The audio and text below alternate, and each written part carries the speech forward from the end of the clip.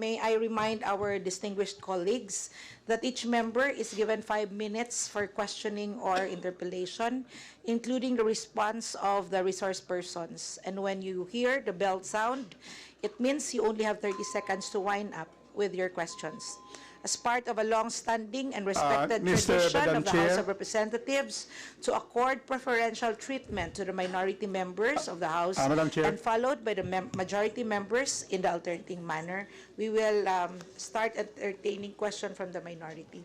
Madam Chair. Congressman Rodriguez. Madam Chair, Madam Senior Vice Chair, and Mr. Chairman, it has been a long-running tradition in the House of Representatives that when one of its very own is appointed to the executive in the first hearing on their first budget of the new secretary, we terminate proceedings out of respect to our former colleague and who is also an outstanding colleague.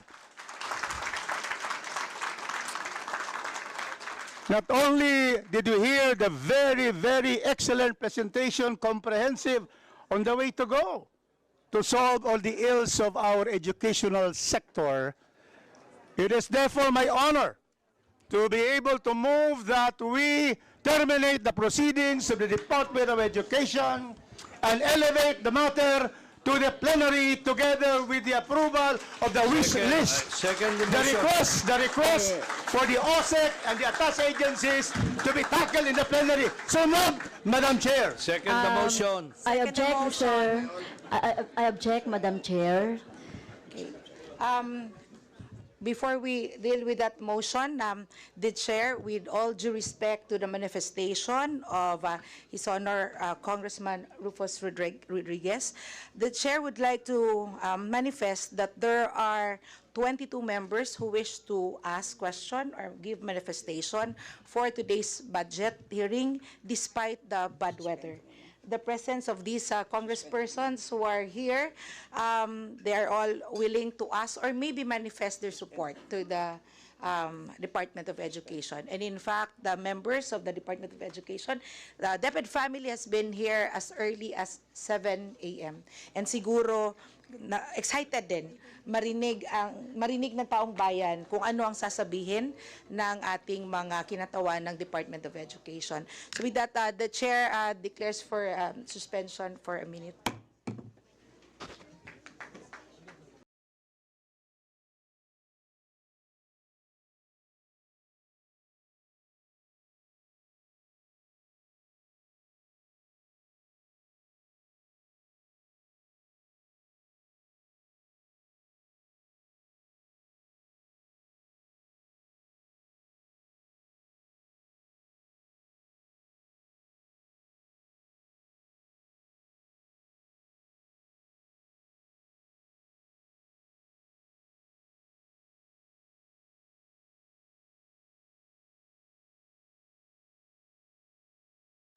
To the member of the minority, the Chair now recognizes Deputy Minority Leader Franz Castro for her interpellation.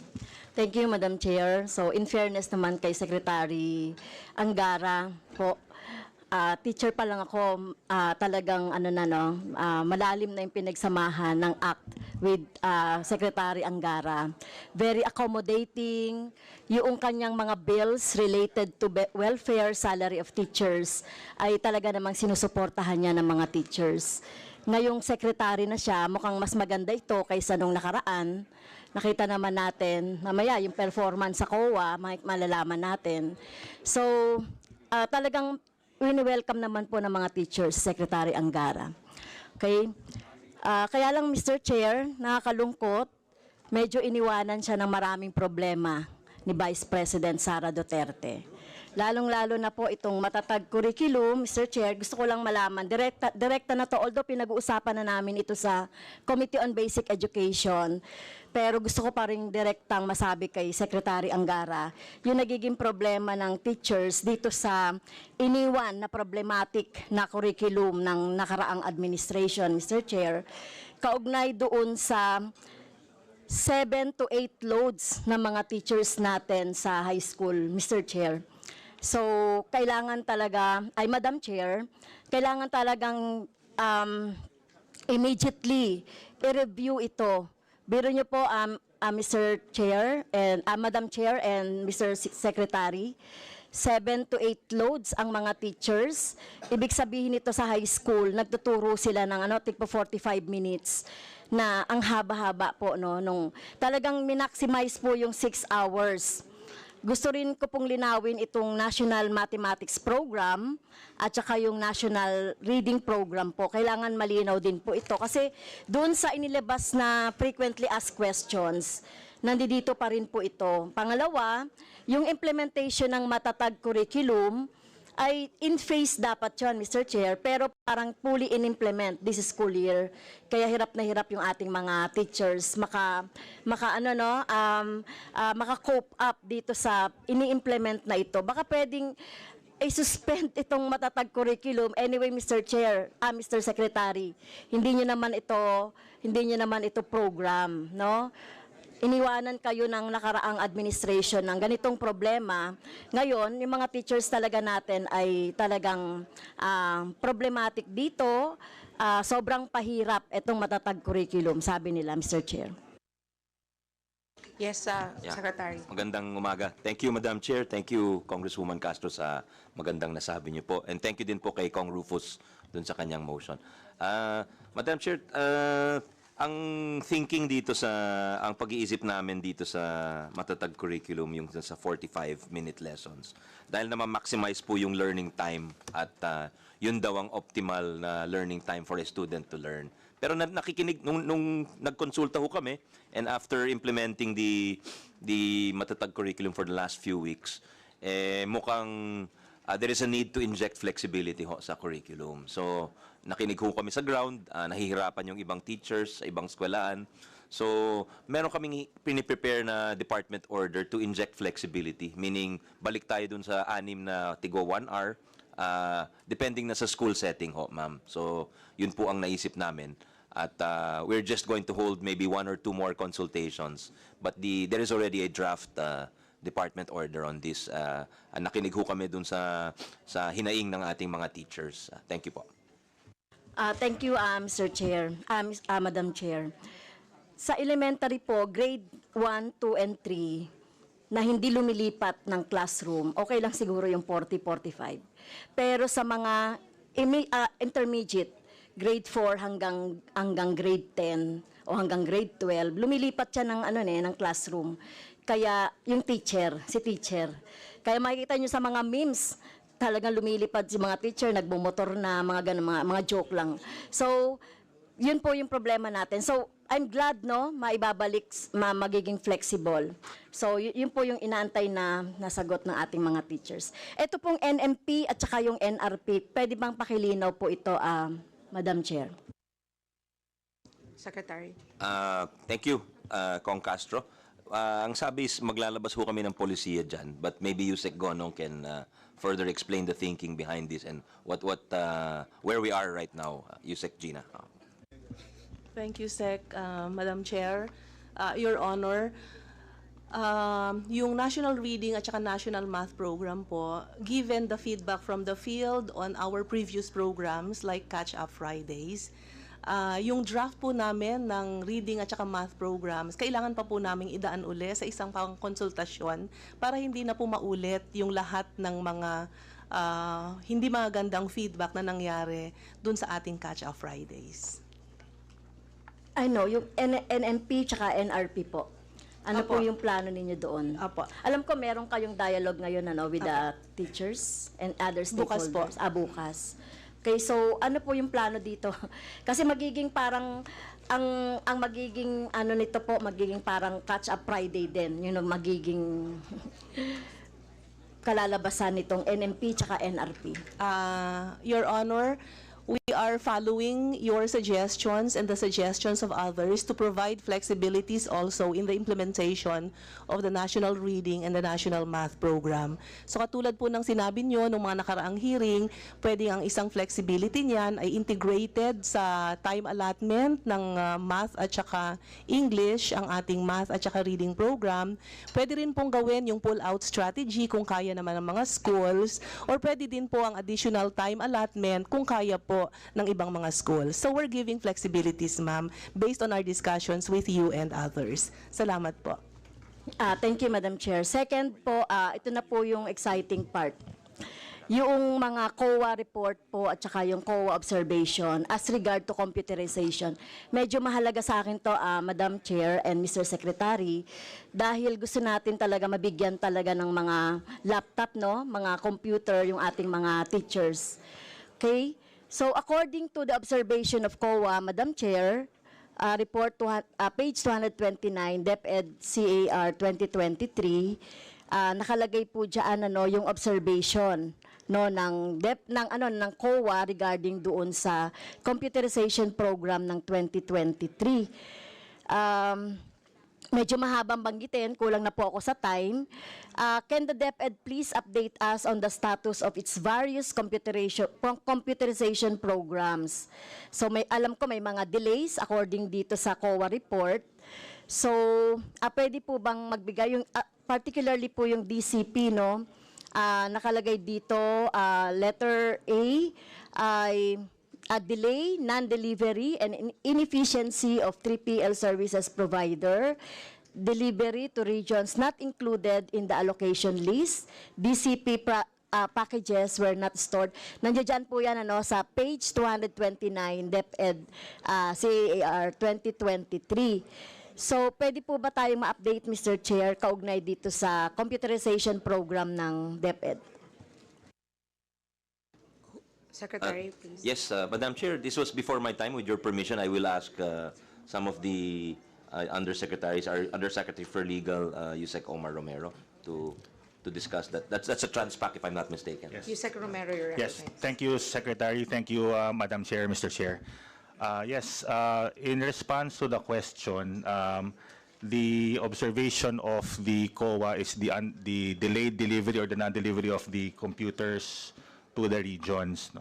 And we are happy to update, Mr. Chair, Madam Chair, that earlier this year, the Department of Education, as directed by our operations strand, directed our regional offices and our schools district offices to pull out all the goods procured and which remained in the warehouses of the third-party logistics supplier, yung Transpac po.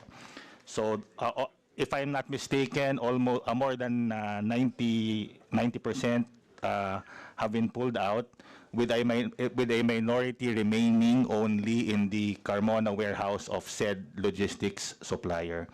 So all the items, the computers being a subject of the question, most of them have been pulled out and are now with the regional offices and our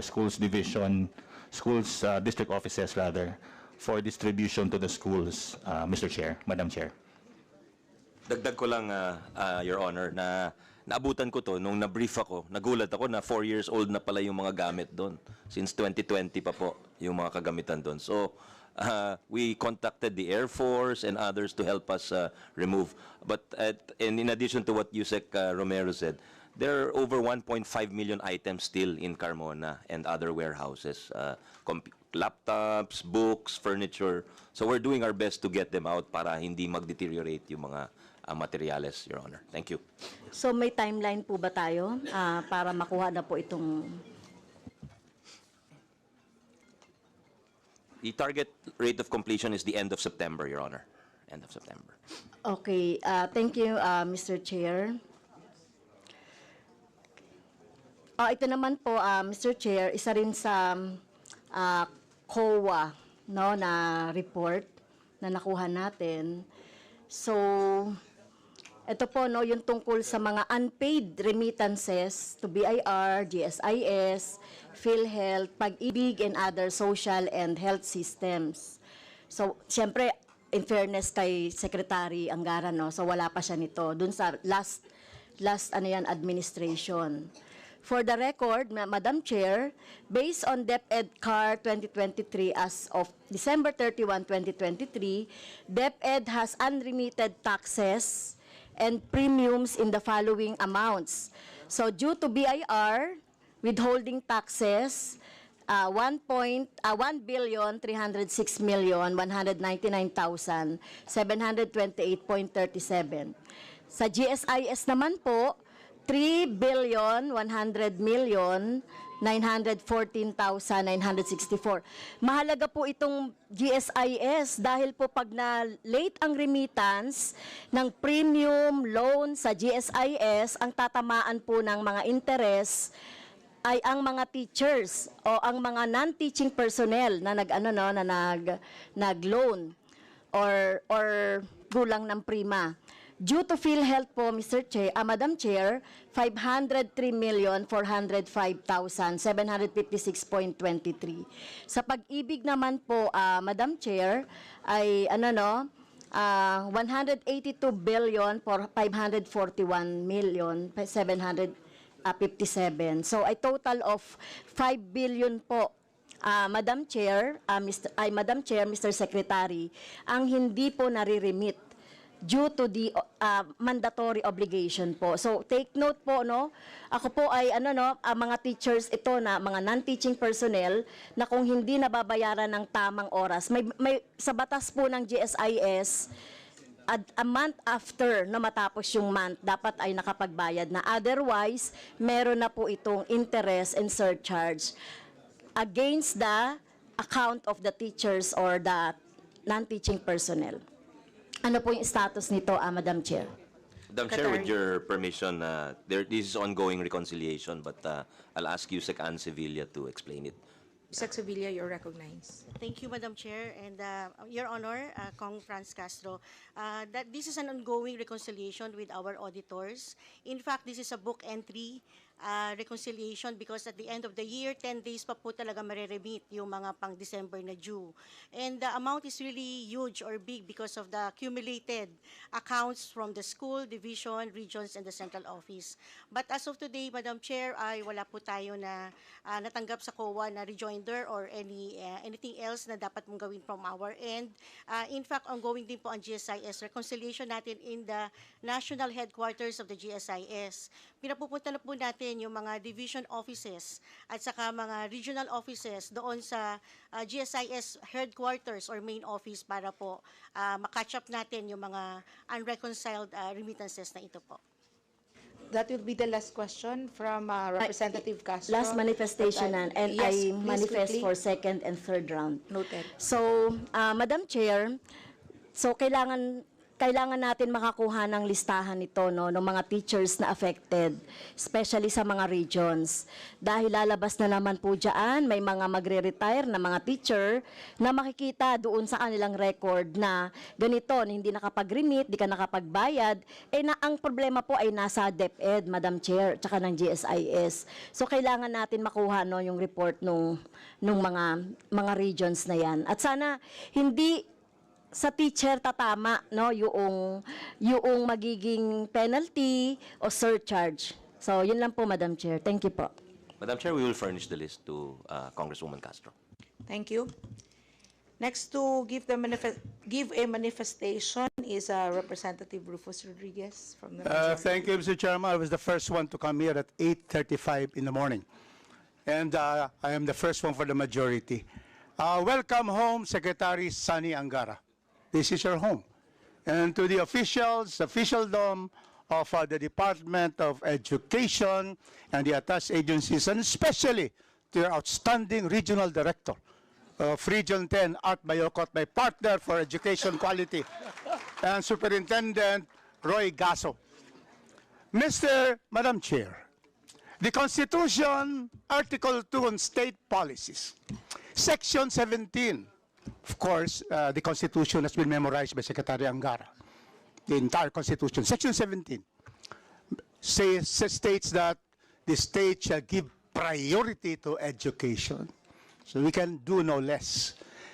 Madam Chair, 2,350 years ago, Aristotle, the tutor of Alexander the Great, the teacher of Plato, who in fact Plato was the student of Socrates, said as early as 350 BC, he said, man by nature desire to know.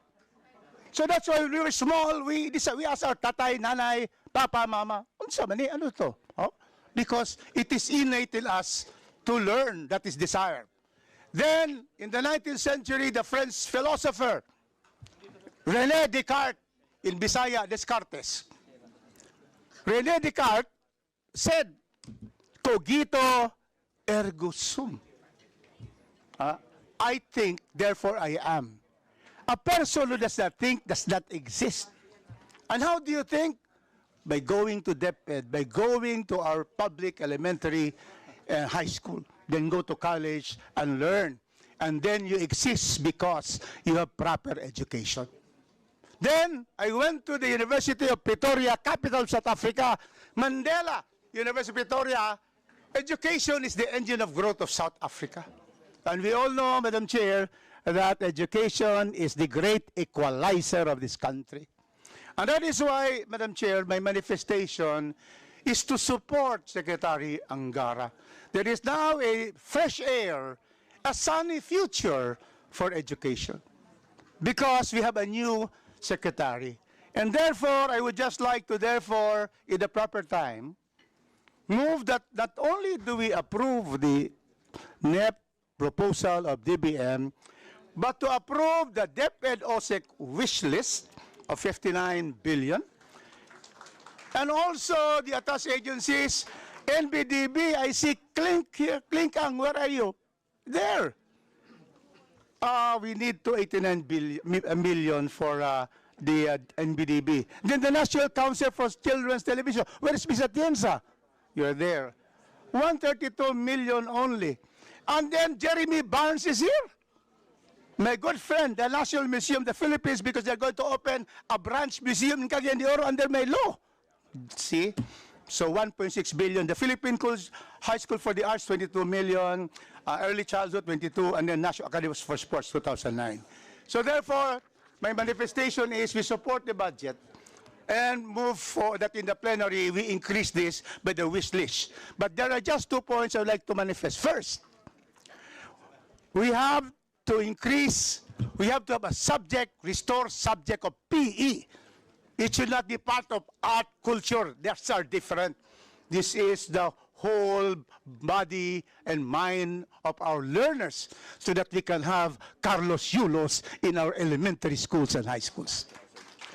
We wish that there will be a separate PE subject every week for physical education. And secondly, I will move in the proper time to add a budget so that Boy Scouting will be restored.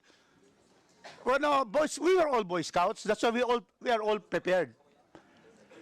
Now, there are no more Boy Scouts and Boy Scouts who are girls. No more. Because there is no funding.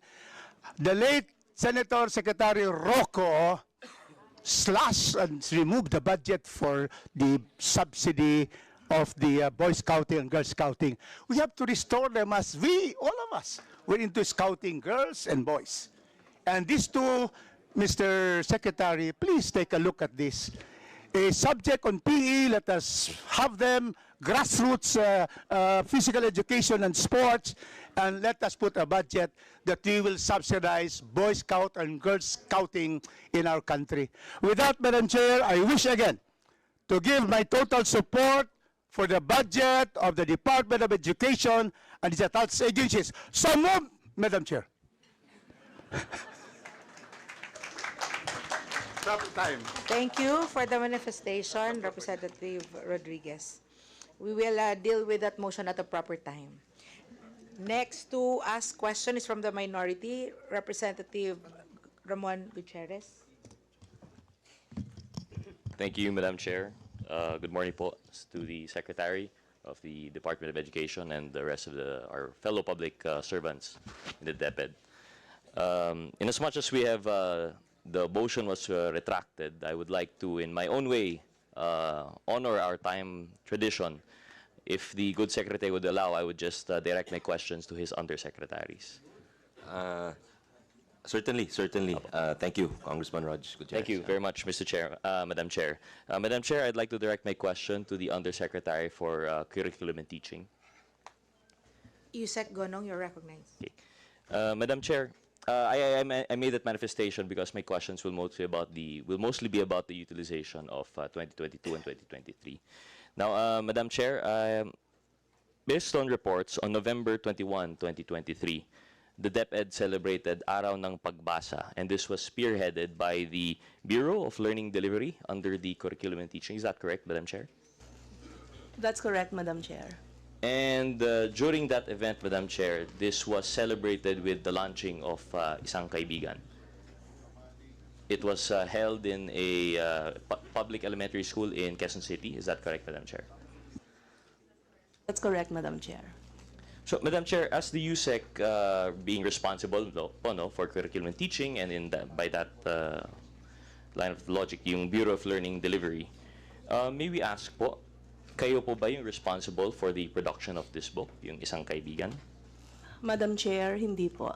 What is the role of the curriculum and teaching strand po in the production and development of Isang Kaibigan?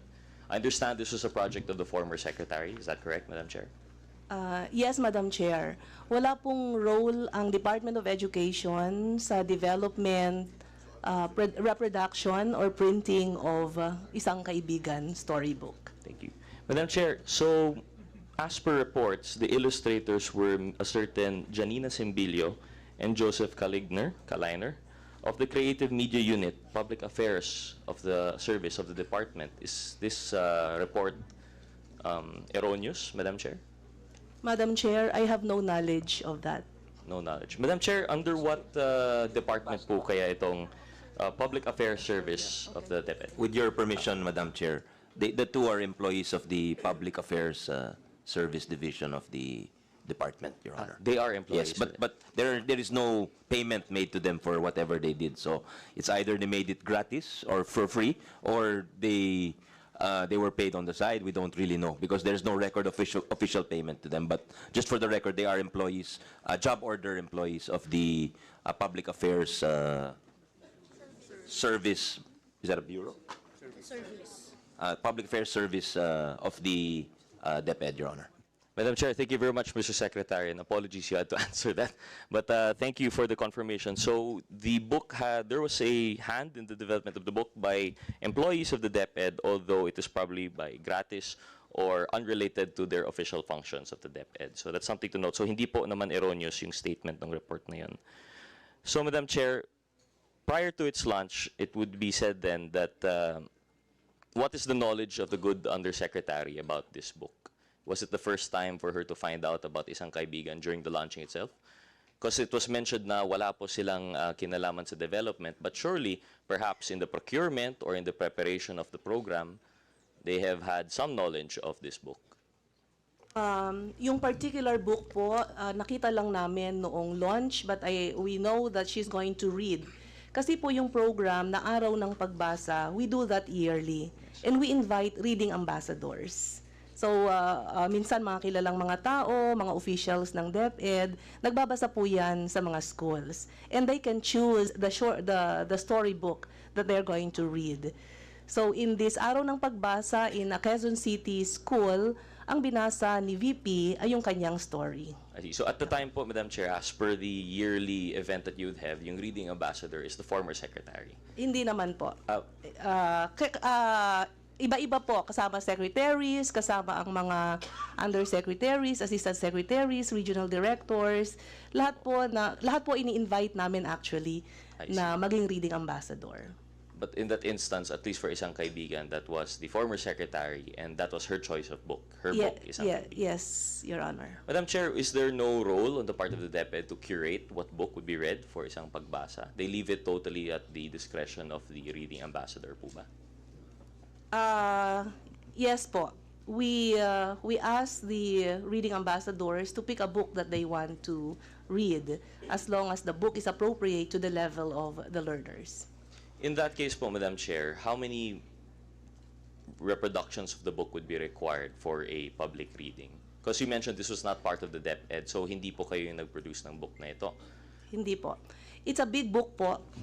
So kahit na isang book lang po, merong 10 students halimbawa sa harapan ng reading ambassador, malaki yung book, may mga pictures yung book, so yung reader, reads the book, na nakikita ng mga bata yung illustrations ng book. Madam Chair, but if I recall correctly, and perhaps we can have the Secretariat pull up a picture later on, there were actually multiple copies of the book, and each child was holding one.